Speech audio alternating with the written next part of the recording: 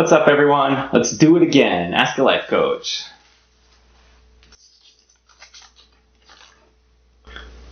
Do you think anything is black and white in this world? Anything.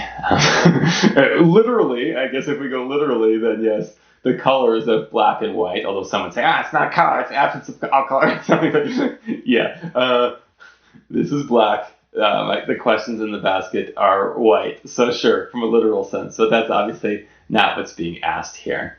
It's very rarely either or, right? There's a fallacy out there with false dichotomy or either or fallacy or false dilemma or black and white fallacy. It goes by many names. But basically, typically when we divide the world up and we say, either it's this or it's that, and there's no in between, we're committing a fallacy. There may be exceptions. There may be some things that really are only one thing or the other, but it's very tough to come up with an example because most of them turn out to be flawed.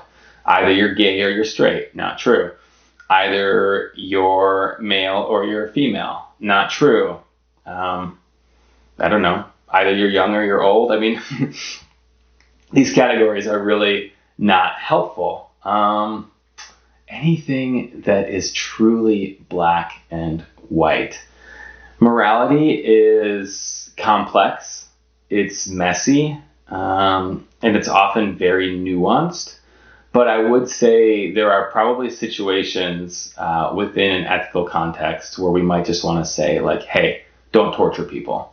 Just don't torture people. And I know somebody's going to come back and like, okay, but what if the world is going to end and then we have to torture that person and it's the only way that we can save the planet? And I don't know, it's a whole lot of ifs and stipulations there. But I'm inclined to think that, don't torture people is a pretty good principle that maybe we could keep somewhat black and white. That maybe there's just some things that are so horrific that we shouldn't do them to somebody else, no matter what consequences we think we're going to get from it.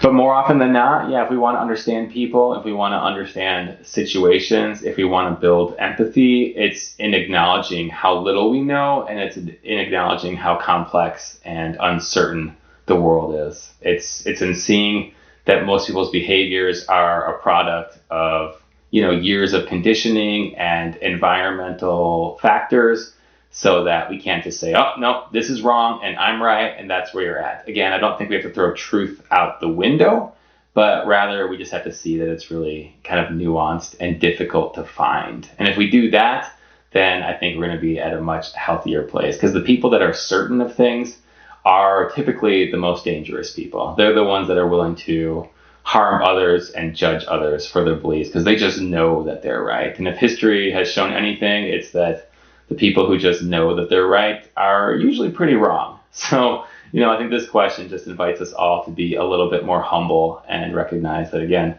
the world is complicated, and that's okay. That doesn't end our pursuit for knowledge and truth.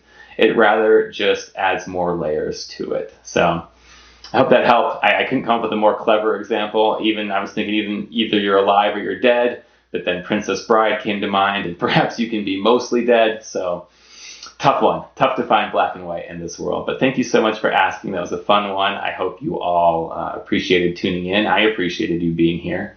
And I'll look forward to seeing you next time.